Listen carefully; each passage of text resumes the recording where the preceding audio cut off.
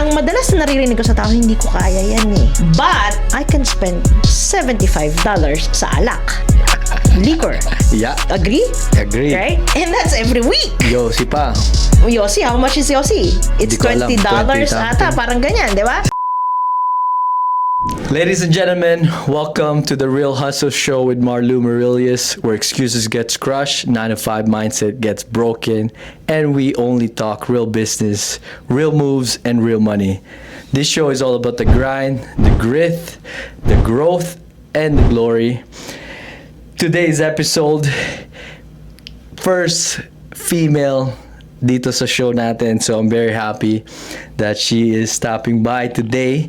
Lee Holgado is a business strategist and licensed financial advisor dedicated to helping entrepreneurs and individuals achieve long-term clarity, growth, and confidence in their finances. She is the founder of Cargado Wealth Strategies, Inc., a firm committed to building trusted, lasting partnership through strategic wealth planning and holistic guidance. Welcome to the show, Lee. Thank you very much for stopping by.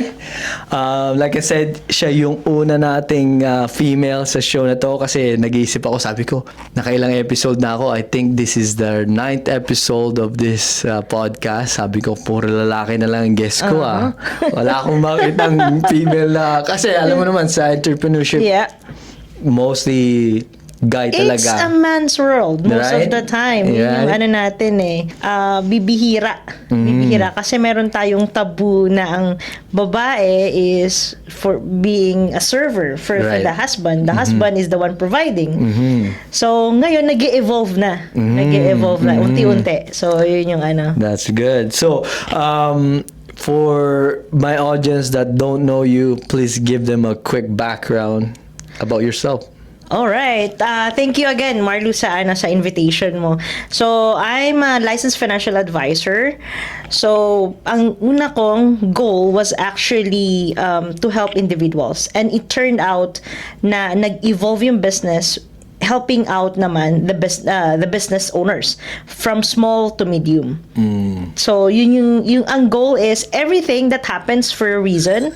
Kasi what happened to me, everything that I advise, recommend is actually based on my personal experience. So that's the reason being I am a financial advisor myself, because once in my life I was broke.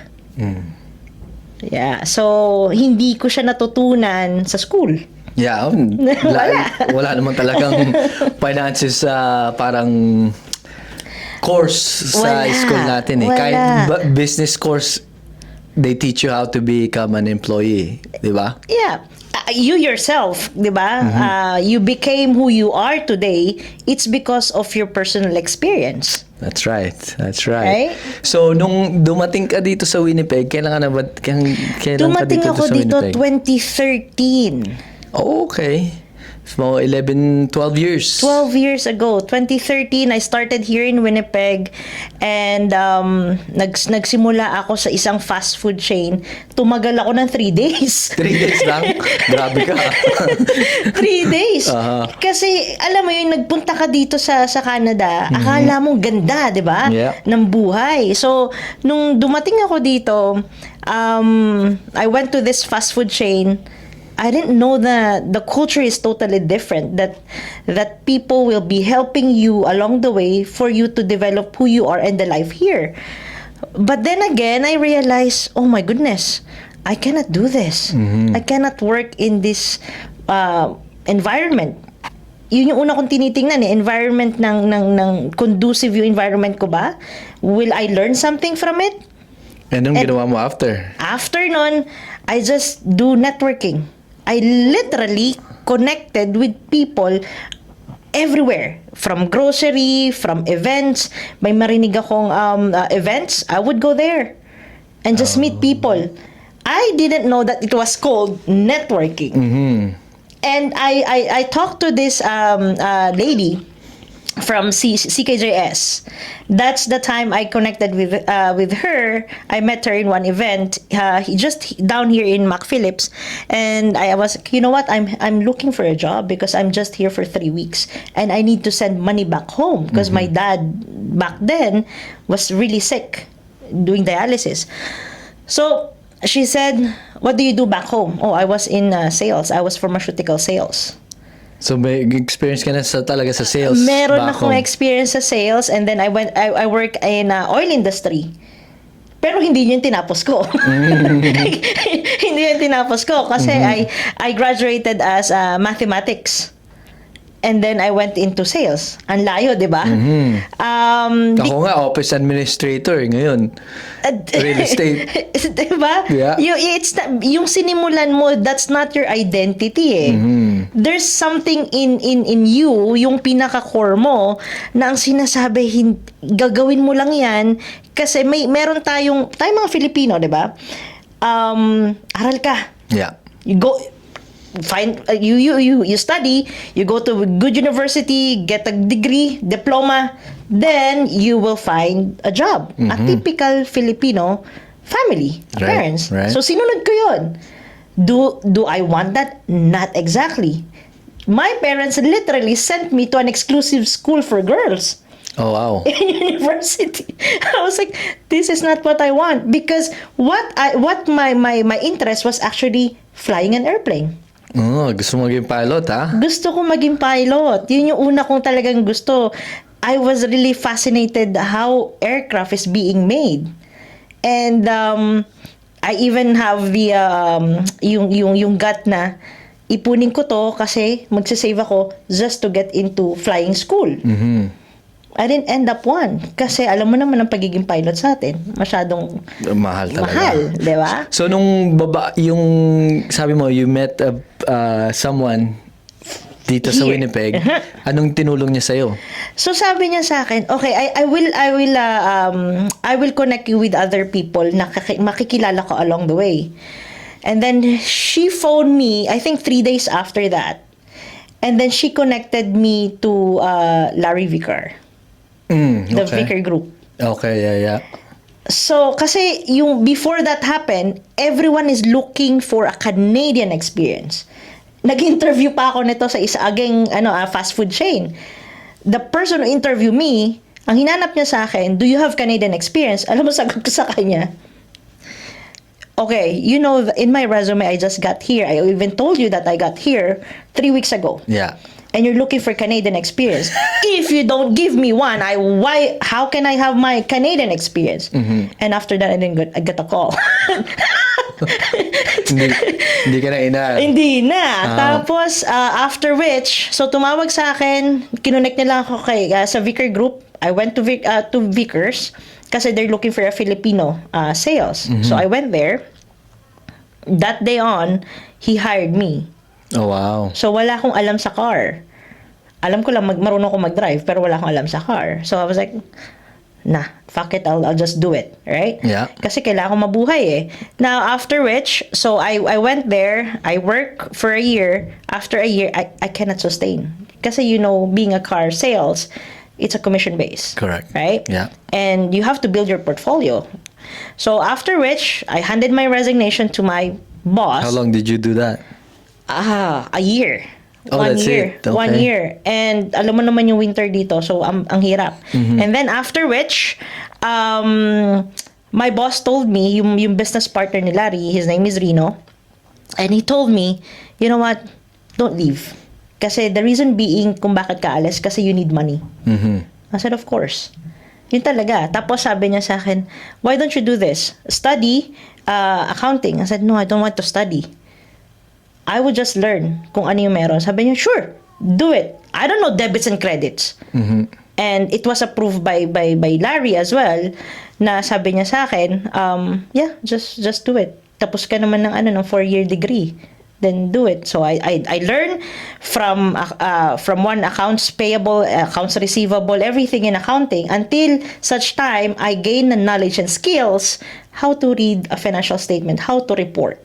Oh, so yung pala, pinigilan ka ng taong yun, mag-quit, tapos binigyan nila ako ng chance. Opportunity na mag-ano ka sa accounting nila. Yeah, accounting. Oh, And wow. then, until I found na natutunan ko yung operations ng business, ng car industry. What did you learn about sales? Sa sales, it's basically listening eh. Hmm. Listening talaga. Kahit nung pharmaceutical ako, ngayon I'm trying to reflect on what happened to me for the past years. I was like, yeah, I'm naturally born salesperson. We all are, I think. Right? Yeah. Right? So, ang ano nun is, you really have to listen kung ano yung need Yeah, ng tao. nawawala na lang sa atin yung sales sa system natin kasi naiiba na yung pagpalaki sa atin eh. Yes. Pero pag since the time we were born, we're sales. We're doing Exactly. sales. 'Di ba? I don't know kung alam mo yung pagka yung baby umiiyak. Yeah. Gusto ng gatas. Wala kang magagawa Yeah. kundi ibigay. Bigay. Right? Kasi that's the need. Right. Yeah, that's Okay. the need. So, yun yung natutunan ka sa sales. Yeah. And then how to just listen to people na Yep. anong kailangan nila. Yeah. What do you ano yung ginawa mo after nung yun nga natutunan mo na yung accounting nila, ilang taon ka doon nagstay? I worked there for almost 8 years. Kasi, sobra 8 akong... years din ang tinagal mo. Yeah, almost Wow. 8 years din. Kasi nung 2000, I got an opportunity to work in aircraft. Oh, after naman nun. Nag-aral ako noon, pinagsabay-sabay ko yan. Nag-work ako as an accountant. I do newspaper delivery, I do cleaning as well. Wow. Tatlo yan. So, just so happened that Walang excuse, ha? walang excuse. Okay. Kasi kailangan mabuhay eh. Oo. Gusto ko eh. Gusto kong pumasok sa ano eh. Gusto kong pumasok sa aerospace. So, ang ginawa ko, pinagsabay-sabay ko. I was just sleeping like 3 hours maximum. Dire-diretso yan. And then, after which nagtrabaho ko doon, unfortunately, COVID hits. 2020 na to. 2020 na to. After 2020, nag-aaral pa rin ako. Mag-aaral ako kasi ito daw yung kailangan dito eh. Right? Pero on the side, I know na may kailangan akong gawin. Hindi ko lang siya talaga ma-figure out nung una. Then one day, as far as I remember, a friend of mine was asking me, hey, bakit hindi ka mag-side hustle as a financial advisor? I said, financial advisor, hindi ko alam yun. Etong time na to, wala ka na dun sa... Wala na ako nun sa aerospace company. So, anong bumubuhay sa'yo nun? Meron tayong EI, pero nagki-cleaning ako nun. Ah, I see. So, under the table yung cleaning mo. Tapos, nagbebenta ako. So, you're Nagbebenta back ako in sales. Still back in sales again. Sabi ko, that's the easiest way. Pandemic, I will deliver it. I don't care. Magdi-deliver ako. Iiwanan ko dun sa door nila, doorsteps nila. And then, that's how I earn Anong money. binibenta mo? Cold cuts. Cold Meats. cuts. Oh, okay, Eggs, okay, lahat okay. ng klase, Marlon, na kailangan ng tao na they cannot go to grocery. Mm-hmm. So, I have this guy na nakilala ko na sinabi ko sa kanya, Kuya, can you just deliver everything? Ito yung kailangan ko. Lagay mo lang dyan sa doorsteps ko and then I will pick it up. Then I will go and Tapos ikaw deliver. tinitingi-tingi mo na. Yes. And then, I do cleaning. Wow. I still do cleaning. And then I was studying as well. So, nung nag-quit ka dun sa accounting job mo, hindi pa line up kung ano yung next, ano mo. Wala. Ba't ka nag-quit? Out of nowhere lang? May opportunity, nag-quit ako kasi may opportunity na ako sa aerospace. Ah, I see. Pero dahil I love the people who gave me that opportunity to learn accounting, hindi ako basta-basta umalis. Until such time, there was one person na train ko to do it. I was still doing it part-time. Ganun. I see, Alam mo I naman sa atin, utang na loob, di ba? Yeah. Pero I'm still happy. I'm still happy doing that for them and kasi binabalik ko lang. I'm just giving back eh. So, after which, nung na-train na yung tao, I did my full-time. Unfortunately, COVID hits. So, I have to think again, anong dapat kong gawin. And money was, during pandemic, ang hirap ng pera, di ba? Money was so tight, so you have to grind still. Yeah. If the world says, stop, you cannot stop. That's true. Right? Yeah. Kasi everything is moving eh. So, yun yung nangyari sa akin. And then, after which, nakahiga ako, sabi ko, kailangan kong aralin yung pera. Bakit hirap Doon na na hirap? pumasok yung Doon na wealth pumasok strategy yung- mo. Oho, doon na pumasok yan. Oh yeah, going back to dun sa guy na nagsabi sa'yo na pasukin mo tong financial Advising. Yeah. So how did that go? So, nung sinabi niya sa akin, we're on the phone, pandemic, sabi niya sa akin, meron kang gift when you talk to people. Mm. Me, myself, I didn't know that. All I know is, I love helping people.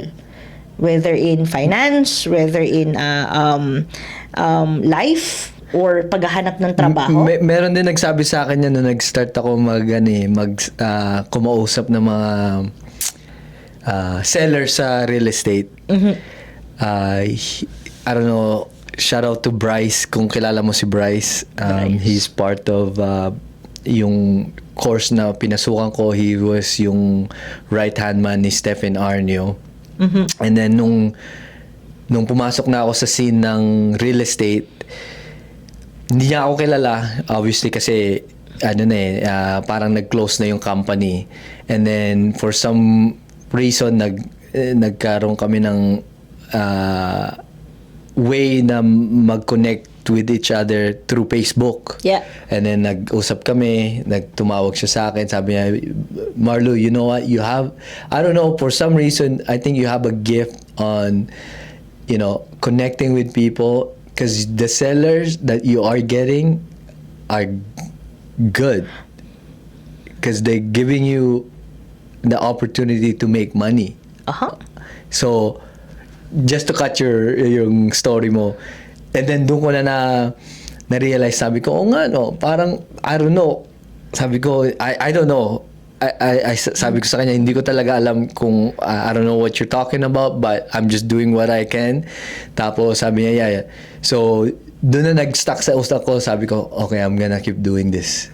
Yeah. More and more. I'm gonna keep doing this. So, here we are today. Going back to your story. Sorry to cut you off. So, meron tayong gift na tinatawag. So, sabi ko sa kanya, ano yun? Sabi niya, basta tingnan mo na lang, because I am an open-minded person. Sabi ko, siguro nga, opportunity to eh.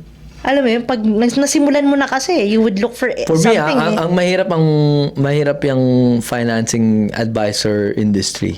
In my point of view, parang mahirap siyang gawin. Yes and no. Okay, with that. Yes, kasi if you're a financial advisor, hindi kasi you're selling something that is intangible eh. Right. Human nature. People wanted to see, touch, and feel what they purchased. Yeah. It's just like purchasing your car insurance or MPI na tinatawag natin dito sa Manitoba. You have to do it kasi mandatory siya, or else you cannot drive your car. Right. So, Tsaka kung mabangga ka, patay ka. patay ka, 'di ba? Ang daming mabayaran. At least may protection ka, yun yung sinasabi, minamandate nila. I see, okay. Sa financial industry, it's the same thing. Kasi I would help you to invest and put your money into something na mag-grow, pero hindi mo nakikita. Ang tao takot, scam yan. Yeah. Just so happened that here in Canada, regulated kasi siya. You cannot be a financial advisor in Canada, or I cannot talk to people without having my license. Right. It's a no-no. Yeah. Pwede magreklamo yung tao. Kasi mamaya nga, scam ka eh. Yeah. And just so happen na hindi alam ng tao, as a financial advisor, whether you go to the bank or any type of financial institution, hindi sila yung naghahawak ng pera. There is someone who's holding their money and investing your money. Right? Parang ano lang yan eh. Punta ka sa bank. Hey bank, ito yung pera ko. Pinagkakatiwala ko sa'yo. Pero, hindi mo alam, yung pera mo, ini-invest lang din. Nililend yan ng bank. Right. And then, pagbalik mo, hey bank, asa na yung pera ko, kukuhanin ko na. Sabi ni bank, okay, I'll give you the money. Pinagkatiwalaan mo kami, pero bibigyan kita ng interest Okay? So, binigyan ka ng 3%. Nire-invest nila yung pera mo. So, anong nangyayari dyan? This is a business. The bank will actually lend it to somebody else or reinvest, earning about 10%, 12%. Right. It's the same thing. So, mahirap. Ang pinagkakatiwalaan lang ng tao is really sa bangko. My money is safe. That's what they think. That's what they think. Yeah. That's one reason being na natutunan mo siya ang finance. Yeah. Kasi alam mo na how the system work. Right? Yeah. So, going back doon sa kaibigan ko na nag-invite sa akin, sabi ko nga, baka sakali. And then, inaral ko siya. Sabi ko, oh, okay. So, very superficial yung alam lang natin about finance. You have to dig deeper kasi madaming klase ng financial advising. Merong investment lang, merong hindi alam ng tao, insurance you can also invest. Right? There's infinite banking, as you know, as a real estate investor. And kung paano mo sila talaga i-guide. Kasi nung pandemic, nung nakahiga akong ganyan, ang sabi ko sa sarili ko, my God, eto lang yung savings ko. And then, nung nag-decide ako, you know what, kailangan ko mag-isip, kailangan ko umalis sa Manitoba. That's the time I moved to BC. So, nung nag-start ka nung financial advisor mo, nandito ka sa Winnipeg, ilang months mo siya ginawa before?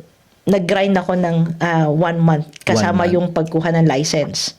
Kasi alam ko, meron akong gut feeling na I need to go somewhere to look for other opportunity and to have a new life of my own. Na malayo sa relatives, wala akong backbone. Yeah. Wala akong kilala sa Victoria. It just so happened na I need something. So, nag-submit ako ng application. 2 weeks after that, may tumawag sa akin. So, I was back in a car industry as the controller. Okay, so pumunta ka ng BC para sa ibang trabaho ulit. Sa ibang trabaho, pero pinangahawakan ko yung gusto ko na kailangan kong maging business person, kailangan kong ituloy ito. Pero more of a sa financial industry. Kasi inaral ko naging interested ako nung inaral ko siya. Sabi ko, wow, hindi ko alam. Nag-aaral ako dito, nag-aaral ako sa University of Manitoba as the Management and Administration. Tinuloy ko lang kung ano yung sinimulan ko dun sa aerospace kasi gusto ko maging manager, right? Noong una. Kasi hindi ko pa alam kung gusto ko eh. And then, after which, nung inaaral ko siya, sabi ko, oh my God, pinagsasabay ko yung 2 course. Pero mas nagiging interested ako sa finance. Sabi ko, mas gusto ko to Pero tinapos ko sila parehas. Sabay ko sila natapos. And then, when I got my license, that's the time I actually moved to Victoria. Kasi inofera na ako. Can you work? There's still something kasi inaral ko yung finance, I went back to somehow finance, being an accountant. Pero na-stress ako noon. Alam mo, nag-drive ako ng 24 hours from here going to BC. And then you have to take the ferry sa Victoria. Wow, it's beautiful. Right? It is.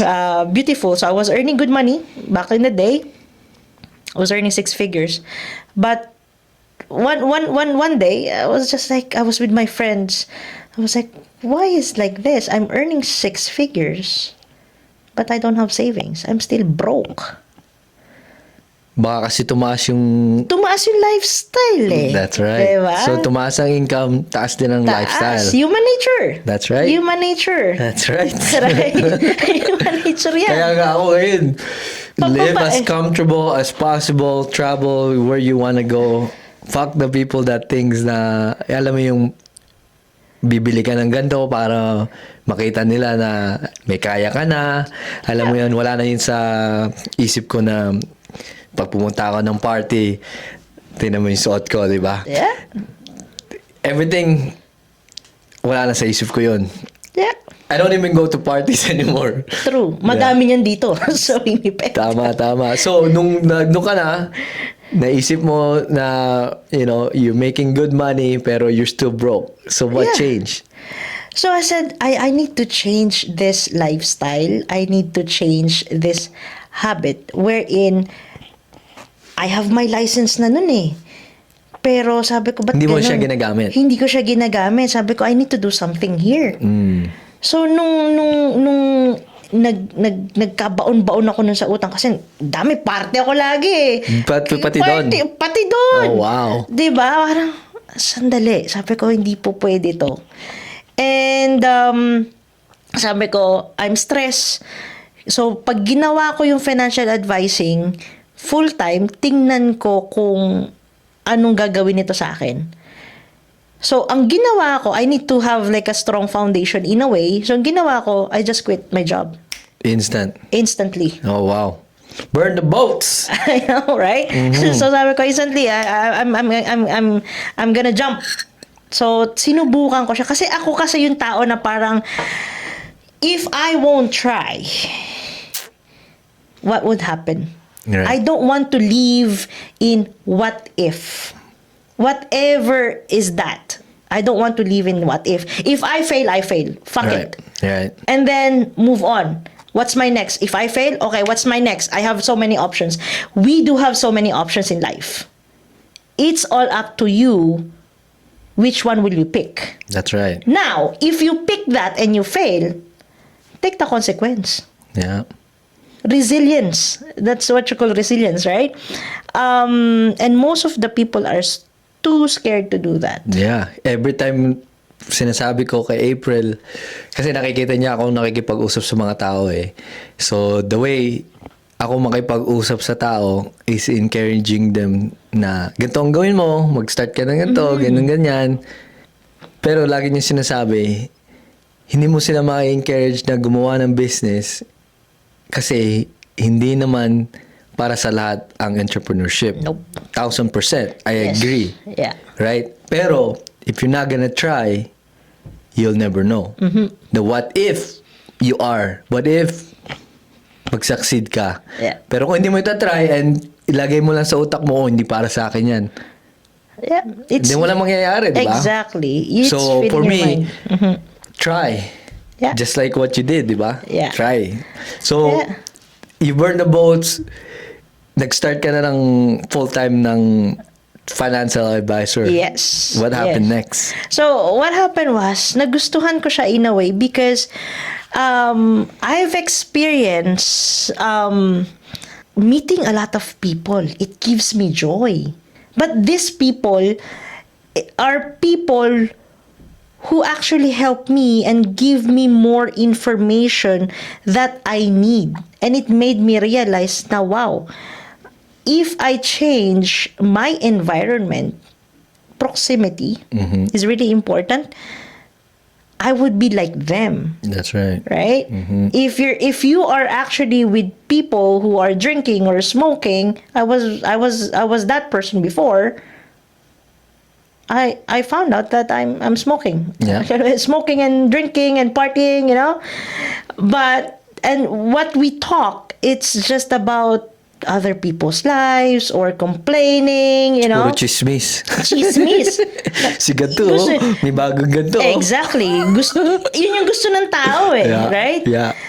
Little did they know that they are ending up like their circle. Yeah. You hang out with 5 people that are Yes. broke, you'll be the 6th broke person in there. Yes. And then, so I did my experiment nung nandun na ako, so full-time, yeah, financial advising. I was like, wow, nag-iba yung mindset ko. Sabi ko, gusto ko yung ganitong mga tao kasi yung life experience, it's not about the industry itself, but the life experience kasi. Na kapag lumapit ako sa tao, you know what? This is what happened to this person. I tell a story. And then just so happened that I'm experiencing it, I tell them my own story. Na kaya ko ginagawa tong advising na to, it happened to me. Now, if I won't do this, ano na mangyayari sa environment natin? That's right. So, at least do something na makakatulong sa ibang tao, sa mga kasamahan natin, mga Filipino or mga new immigrants. And dun mo malalaman na parang kung hindi ko babaguhin yung environment ko, hindi ako makakatulong sa kanila. Kasi kung makakatulong ako kung hindi ko sila makakatulong, ano pa yung purpose? What is my purpose being here? Right? Because what I learned with people that I was with sa industry, in entrepreneurship environment, right, is we are given three folds. You have the time, you have the talent. If you combine both time and talent, how do you use both? That's the time money comes. So my equation to that is time plus talent equals money. Love it. It's like serving people. Love it. Time plus talent equals money. You serve. It's the same thing what you're doing. Sa akin naman, money people deal. I don't know kung nabasa mo na yung book ni Stephen Arnio. Hindi pa. That's where he explained three resources that you need in life: money, people, and deal. So any business has people. Yep. Any business has money. And any business has deal, whether it's car or real estate or kung ano pa yung ibebenta mo. Yeah. Once you have two out of those three resources, so if you have the money and you have the people, deal will always come. So now if you have the deal and you have the people, the money will always come. Always come. Right? And now if you have the money and the deal, the people who are gonna work in that business will come. That's true. That's actually true. And another thing is, I don't know if you've noticed this. I'm a person who's very reflective and very observant. Right? Simula nung binago ko yung environment ko, yung mga tao sa paligid ko, ang nangyari sa akin was, I went back to the people I was with. Right? It's a group of people. Ang dami, di ba? I was sitting there. Kapag inalis mo na pala yung sarili mo dun sa dati mong environment, mag-iiba yung pakiramdam mo. You felt like you're alienated eh. Tama, 100%. Go, oh my God. Like, ganun din ang feel ko nung first time kong, kasi COVID, di ba, wala tayong inuman. Walang party, walang anything. Once it started coming back, syempre, invite dito, invite dyan, and then they know na nagbi-business na ako. They know na nagbi-business ako, pero hindi about sa real estate. So, nung, alam mo yun, na-separate ka, you focus on your thing, then, katulad ng sinasabi mo, nung nandun ka na sa inuman na yon, they're doing the same thing, and they're talking about the same thing 5 years ago. Exactly. Sabi ko, ayoko ng ganito ng environment na. Mararamdaman mo, hindi mo ma-explain na parang, no, I have to get out of this. Yeah. Mararamdaman mo talaga. Naramdaman ko yun. Talagang sabi ko, ano ba to? Ba't pa ako nandito? Walang bago, di ba? Walang bago. Pagkaiba na yung kausap mo, yung iba yung mindset ng mga tao. Wow, this is new to me. May bago eh. Kahit every week kayong magkita, there's always something new. Paano mo naman nakuha yung first client mo dun sa financing industry? Okay, that's funny. Like, first client is yung kaibigan ko rin. Kasi something happened. Something happened to them. Nagkasakit. Ang inaasahan lang is yung trabaho. Unfortunately, nawala ng trabaho yung isa.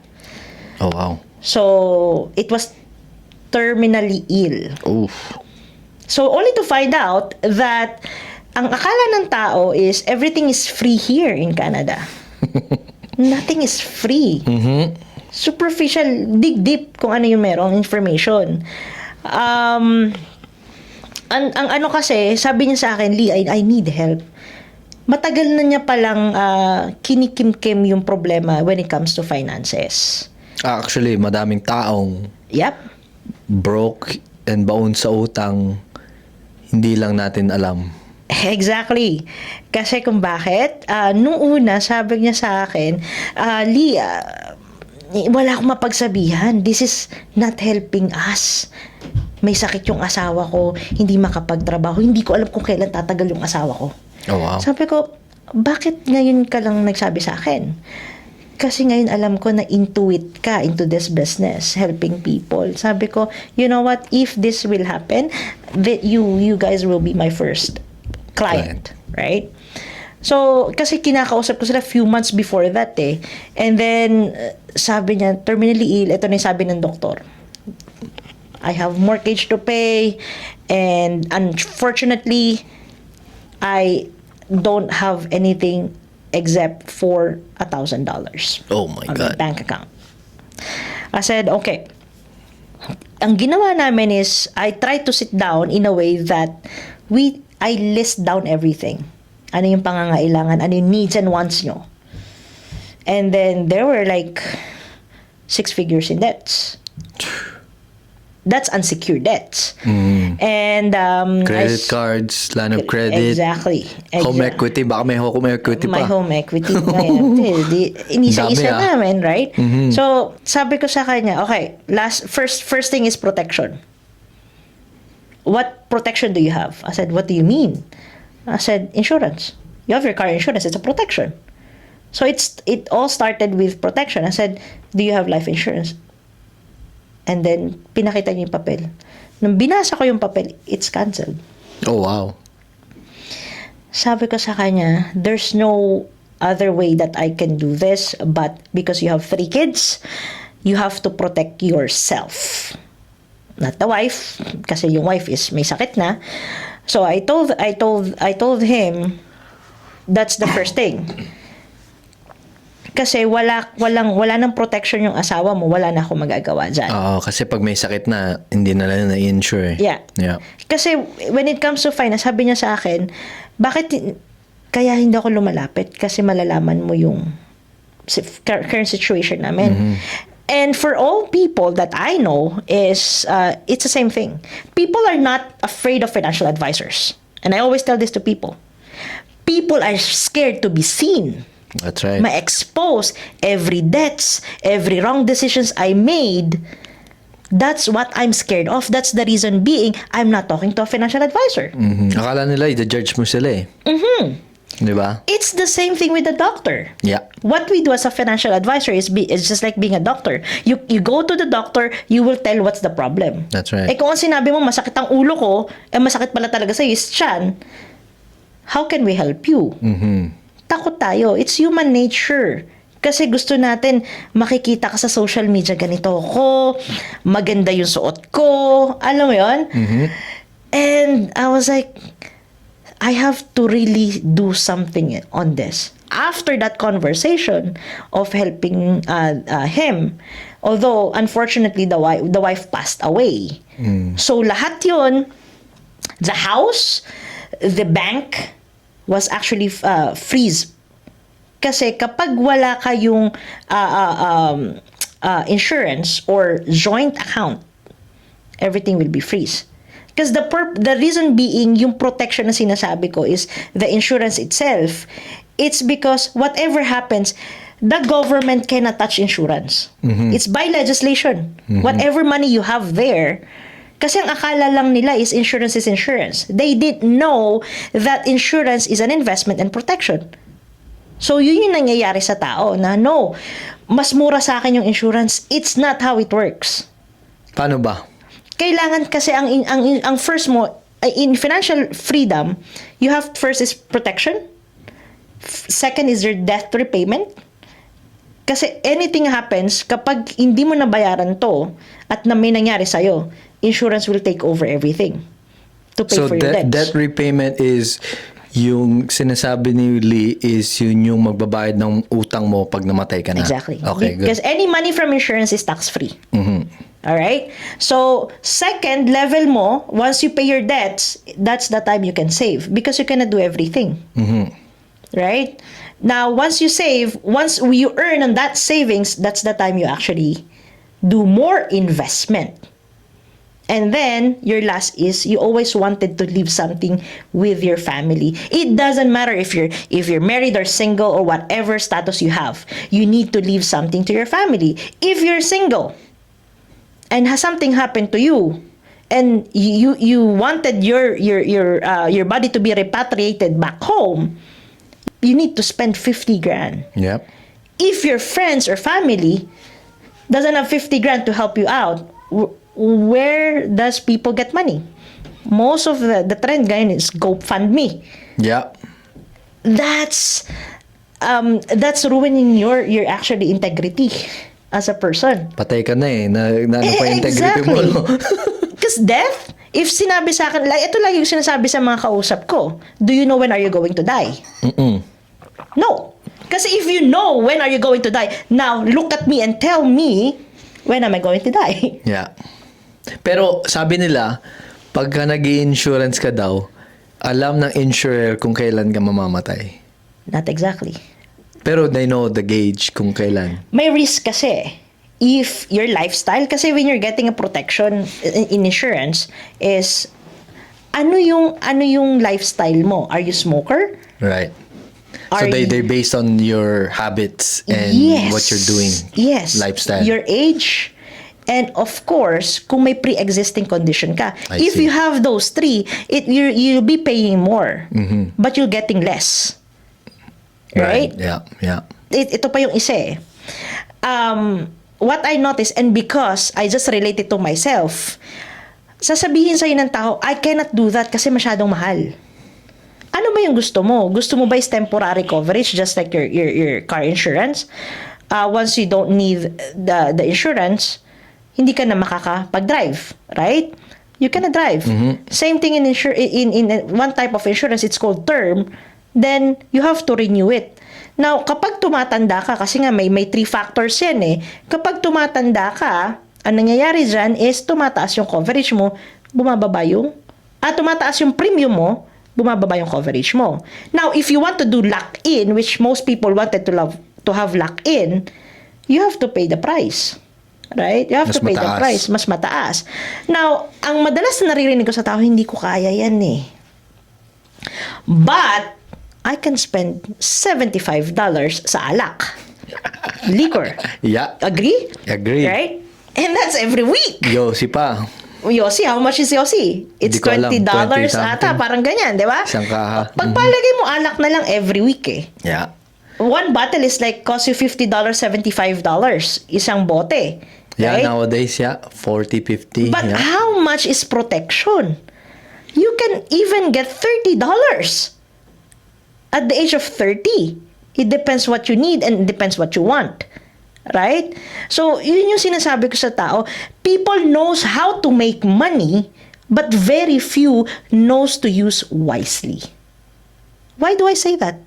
Because it was me. I was earning 6 figures and broke 6 figures too. Wow. I am telling this because it happened to me. And people can resonate with my story. Am I shy of that mistake? No. Because that's the truth. Why would I hide it? So, yung bago mong first client mo, how did that end? You know, after that, nung inayos namin is, inisa-isa namin yung finances is, ang ginawa namin was to protect the kids as well. Meron siyang 2-year-old kid, prinotektahan kasi nilock in yung sa insurance. And then, isa-isa namin, we try to do, paano natin babayarin yung utang. So may protection ka, this is how you pay your debts, right?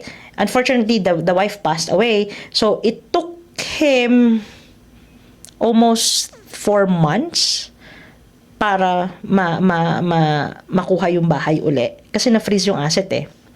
Oh. Na-freeze yung asset kasi walang mortgage insurance, Okay. walang life insurance kasi if you have life insurance, you don't need to get a mortgage insurance. Right. Right? Kung mako-cover ng life insurance mo. Yes. So that's how it works. Now, so anong nangyari is na freeze yung asset, that by the time, sabi ko sa kanya, the only way to do this is grind. You have to grind. Kung gusto mo magdalawang trabaho, magdalawa, tatlo, whatever it takes. If you really need to get out. Pero nakip nila yung house for now. Nakip yung house for now. He kept it. Nasa kanya pa rin yung bahay. I mean, nung nagtatrabaho siya ulit, nung namatay na yung ano niya, nandun pa rin sila. Nandun pa rin. Okay, Pero okay. yung bank account na merong laman na $1,000, Hindi na ma-access. hindi na ma-access. Ay, $1,000 lang naman. $1,000 yan. But you have to pay for the estate tax too. Oh, wow. Right? May mga ganun eh. So, sabi ko sa kanya, you have to grind. And then, we work together kung paano. Tapos sabi niya, so, paano ako makakapag-save? Paano ako makakapag-invest? Kasi ganito lang yung pera ko. It doesn't matter. So, ang ginawa namin is, ang sabi ko sa kanya, how much do you earn? Like hourly. And that's how you save. You pay yourself first. Mhm. Kasi yung rat race nandyan eh. At the end of the day, magtatrabaho ka talaga eh. Right? But you have to know where to allocate everything. Kasi yung first hour mo, and if you do that consistently, let's just say you're earning $15, give or take, let's just say you're earning about $20. After taxes, $15. Yeah. Or $12. Yeah. Imagine, $12 every day, 5 days, you're working 20 days, how much is that? You can actually invest that. Hahati-hatiin mo siya. On top of that, kapag nakuha mo na yung na-support mo na yung need mo, what's next? You have to share. You have to share. Share in a way that share mo yung pera. share mo yung earnings mo in a way, whether be it a church or charity, whatever. I see. Kasi that will come back to you eh. Right? Kung wala ka man ma-share, at least share the information or share yung nangyari sa'yo, yung story mo. Kasi that story you have might be the same case. na meron Okay. yung sa I get it na. Para lang, alam mo yun, kung meron It's not just about the money. It's somebody about who's doing or going dun sa same situation. Same situation. Nasan sila. I see. That's when you share. So how would you, kunyari, ako lalapit sa iyo ngayon, paano mo ako matutulungan? Ang tatanong ko lang sa'yo, Marlo, let's sit down. Kasi baka sila hindi nila alam, di ba? Yeah. So ako ang example today. Today, normally, ang tinatanong ko sa tao, ano yung goal? What do you want in life? I don't know. Hindi ko pa sure kung ano yung goal ko. Ano yung, hindi mo alam yung ano yung goal mo. Okay, so ang next take ko dyan is, ano yung meron ka sa ngayon? Kasi normally kapag tinanong ko ang tao, what's your goal? What do you want in life? Oh, I wanted to retire kasi pagod na ako magtrabaho. Yung pain ng tao. Okay. So ngayon ako, let's say meron lang akong 2,000 sa bank. Paano mo ako matutulungan? I will look into your finances, your current situation, because I cannot move forward kung hindi ko malalaman. From your income and the money that are actually going out, yung fixed expense, and then kung may debt repayment na kailangan bayaran bukod dun sa fixed expense mo kung may debt ka, I will look into your surplus money. Whatever money is left, that's the time we will work together kung paano. Now, if you tell me, okay, I wanted to have $1 million when I retired at the age of 65. So, I will break down that amount, that number, into pieces up to the single centavo. Now, after which, ito yung strategy na options mo na pwedeng gawin. Pwede kang maghanap ng trabaho, panibago kung gusto mo. Again, your time. You need to use your time wisely. Now, what are you good at? Right? What are you good at? So, pag sinabi sa akin, I'm good at this, why don't you try? May review yan. So, after which, kapag sinabi niya sa akin, etong 2,000 na to, na meron ka, are you willing to make this 2,000 work for you? Kasi you cannot do everything. Everyone has 24 hours. Yep. So while you're working, let your hard-earned money work for you as well by reinvesting it. Investing it not just, kasi kapag sinabi mong save, you're just keeping it. do not put it in savings. At least have an amount na sa tingin mo, tama lang para sa'yo. So, pag in-invest ko yung 2,000, sa loob ng 5 years, how much do you think ang return nun? Ang return nun on a normal basis or average, if you invest it into index funds, yung S&P 500 and Nasdaq. So, on the average, you'll be earning about 12% annually. Annually? For 2,000? Yeah. Annually. So, let's Average do that. yun. Pagpalagay mo, pumatak pa yan back in 2 years ago, pumatak pa yan ng 23, So, 25%. 240 a year. Yeah. So, times 5 Times 5. plus, so, 1, 1,2 plus yung 2,000 mo. Yeah. Yung 2,000 mo naging 3,2. Yeah. Maliit lang, pero Nag-grow. Nag-grow, Diba? right. Kung hindi mo siya na-invest, nakatago lang dyan, or let your Yeah, bank use your money, hindi siya... plus sa bank, if you keep it there, ang return lang sa'yo ng bank is not even 3%. Yeah. So, imagine, kunyari, 2,000. Ito, guys, ha. Tapos, let's say 3%, ha. It would be $60 a year. Exactly. Holy shit. Tapos, 5 years would be $300.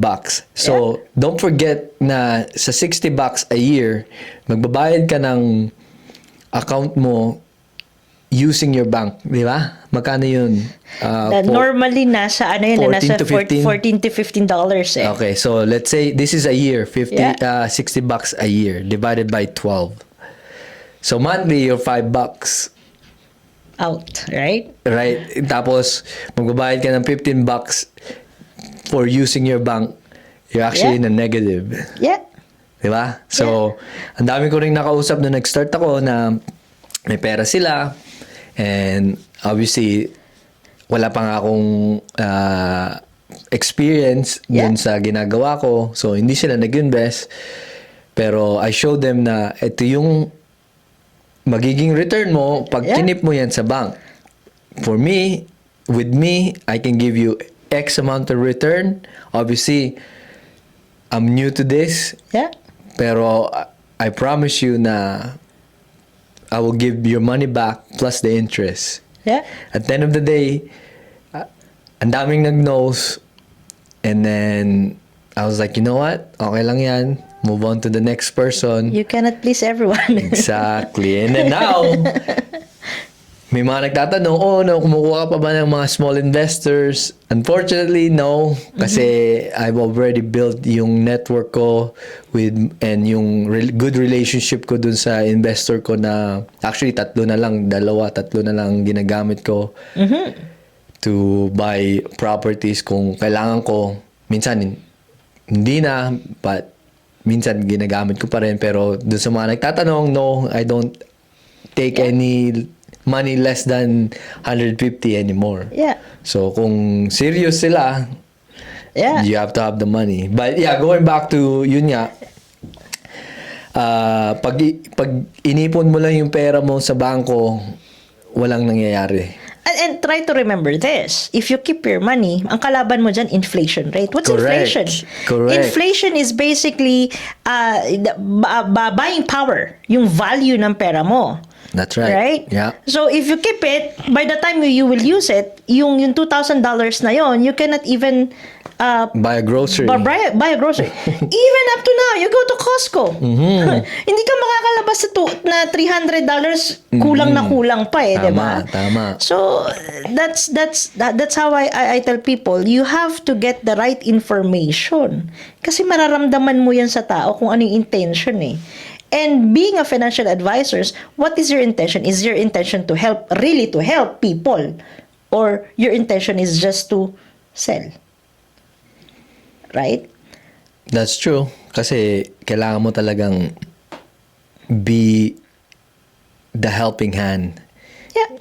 Kasi para mas lalong dumami yung client mo. Yeah, iisa-isahin mo kasi muna yung you have to list down everything muna first. What's the current situation look like? And uunahin ko yung need. Forget about the want yet.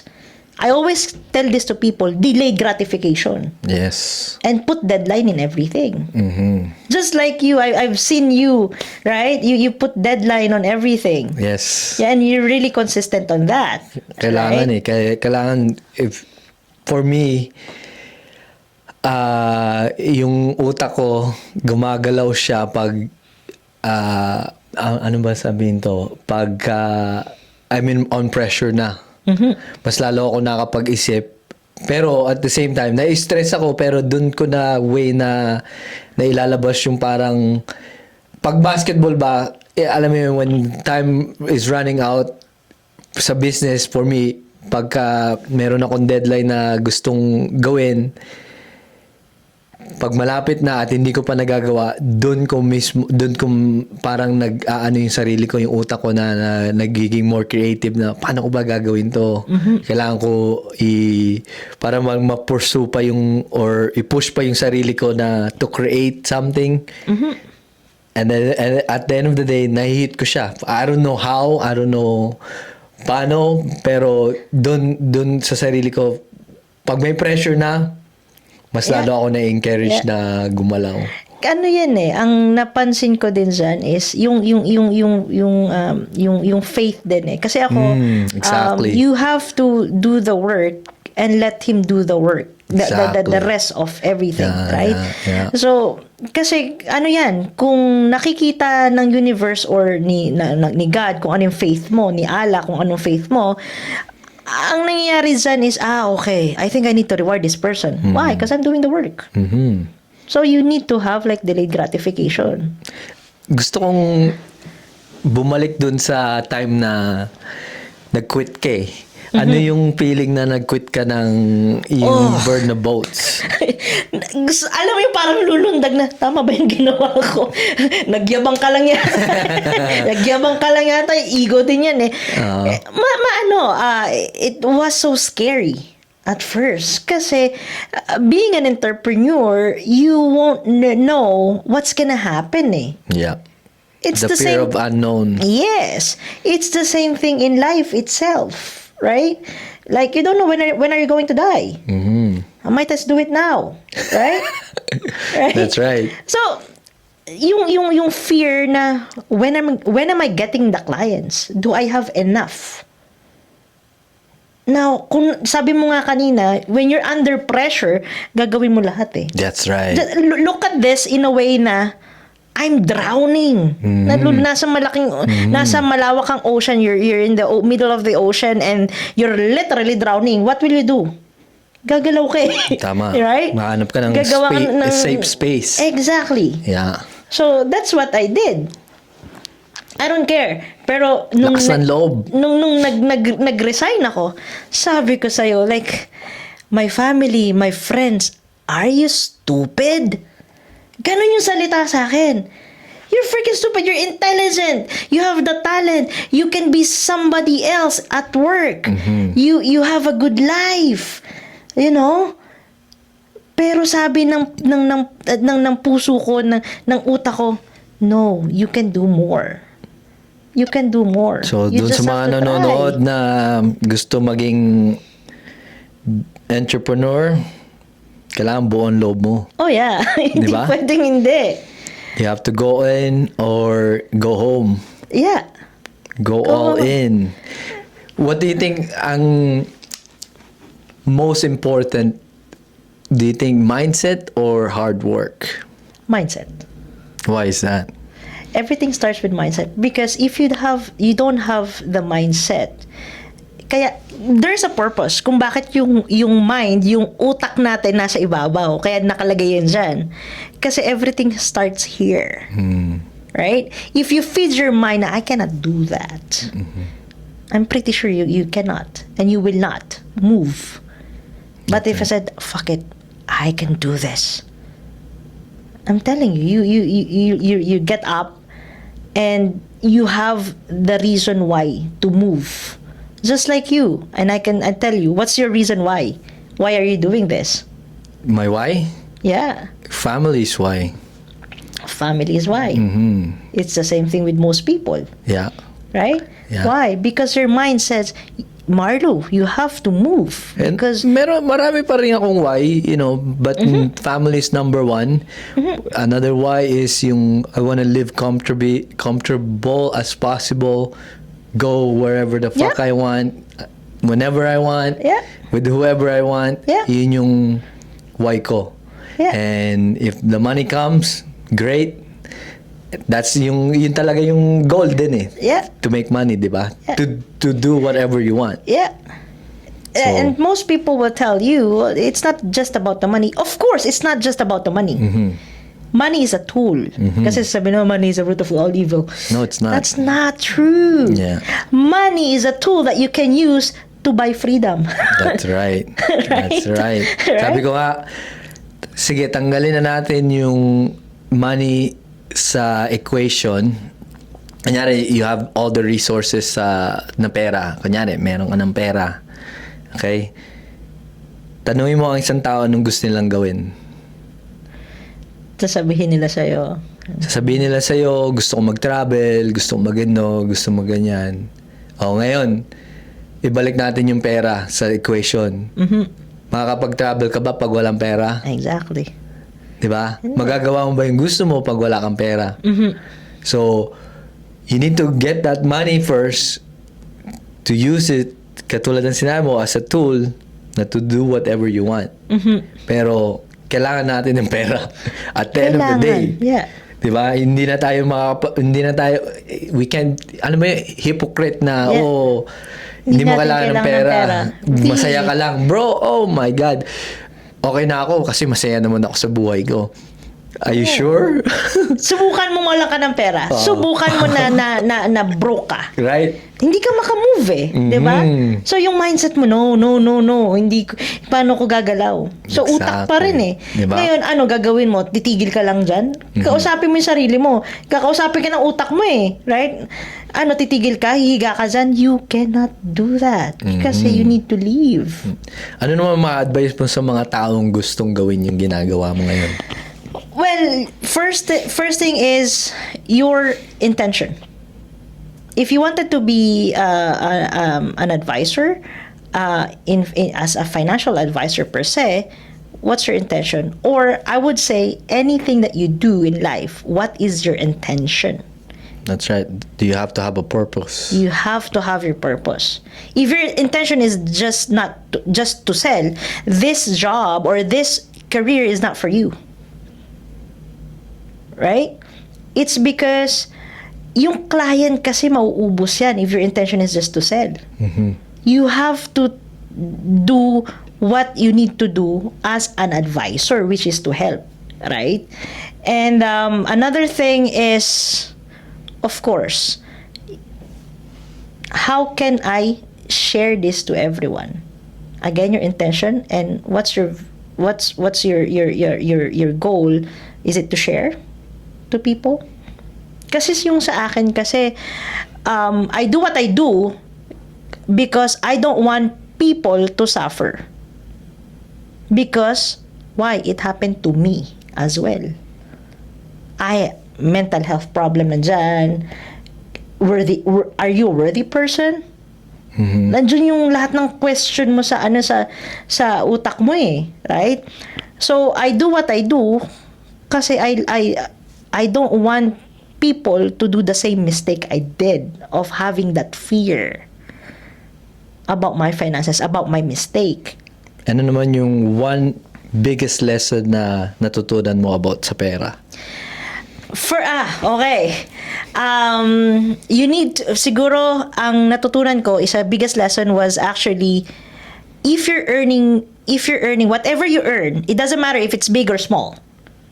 You have to use or you have to let your money work for you while you are working because everyone has 24 hours. Use the money wisely. Second, for the ladies here, you have to be financially independent. Ang sinasabi was you have to be submissive with your husband or to your partner or be dependent by somebody else, right? No, you have to be financially independent. Why? Because that's freedom. Because no matter what happened to you, if ever that relationship, right, hindi nag-separate kayo, that relation didn't work, Yeah. the only person who will be left is yourself. So for you to be independent, or for you to be have that freedom, having that financial independence as a woman is far way more better than being just a housewife. I'm not saying that you have to be just a housewife. No, at least before you be a housewife, do something that you have your own money as well, right? I know sharing is good. That's the goal. But for women, at least have that freedom to make your own money as well. Love it. I love that. So, kailangan yung mga full-time mom din magkaroon ng sariling side Yeah. hustle. Side hustle, and at the same time is relationship takes two to tango, right? So it is sometimes, kasi madami kasi ako nakikitang ganyan na ang isang babae, right? They will be just dependent on the husband or the partner. Kasi that's me. I'm gorgeous. You need to spend money for me because that's the reason why you choose me. No. What if your husband got broke, or hindi naging successful yung ginagawa niya, right? What's the backbone? Right? So at least there's something that both of you can use. That's what I'm saying. Like, it's a partnership. Yeah. If the husband is making money, try to help your husband to save and invest that money. I love that. That's how you do it as a partner. Right. That's how you use because husband, masculinity is basically your job is to make money. Yep. The wife's or the lady's job is how to allocate or use that money wisely.